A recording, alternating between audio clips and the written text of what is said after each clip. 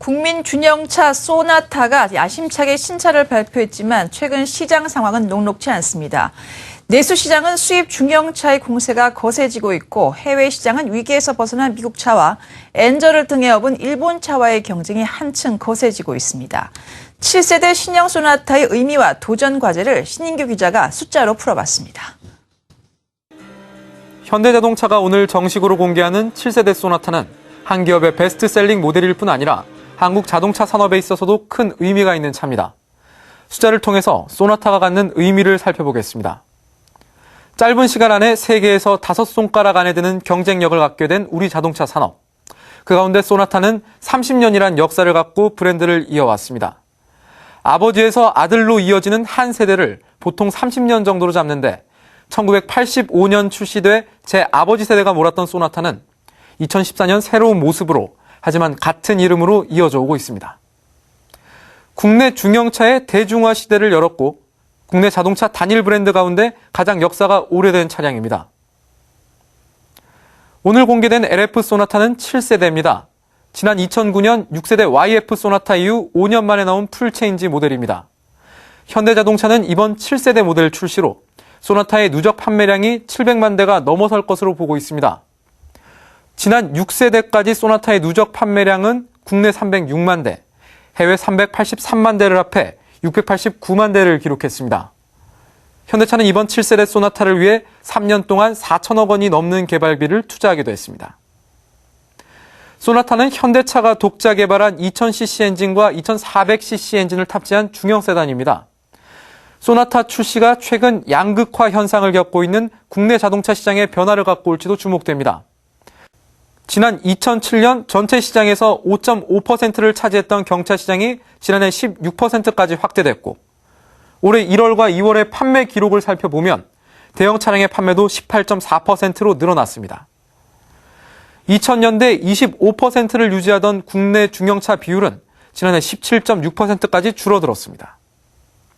소나타의 명성을 지키고 또 중형 세단 시장의 회복을 위해 현대차가 택한 방법은 무엇일까요?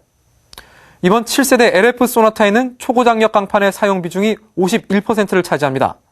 신형 제네시스와 같은 수준으로 설계된 겁니다. 초고장력 강판은 일반 강판과 비교해 강도가 2배 이상 높습니다. 전작 YF 소나타의 이 초고장력 강판이 차체의 21%만 사용됐던 것과 비교하면 이번 소나타는 차체 강성 그리고 운전의 안정성에 크게 신경 쓴 모습입니다. 그러면서 무게는 전작보다 45kg 늘어났습니다. 세계 자동차 업계가 엔진 경량화와 같이 차를 가볍게 만드는 추세를 보이고 있는데 이런 경향과 비교하면 이번에 나온 소나타는 조금 다른 길을 걷고 있습니다. 무게가 늘어나면 연비가 떨어지게 되는데 LF 소나타 2.0 모델의 공인 연비는 12.1km로 전작보다 조금 더 좋아졌습니다.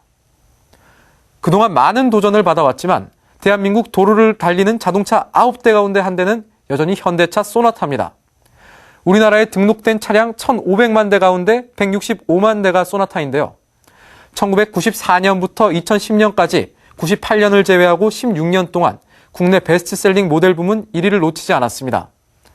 한국자동차산업연구소는 올해 중형차 시장 판매가 소나타 출시 등에 힘입어 지난해와 비교해 약 9% 증가할 것으로 전망하기도 했습니다.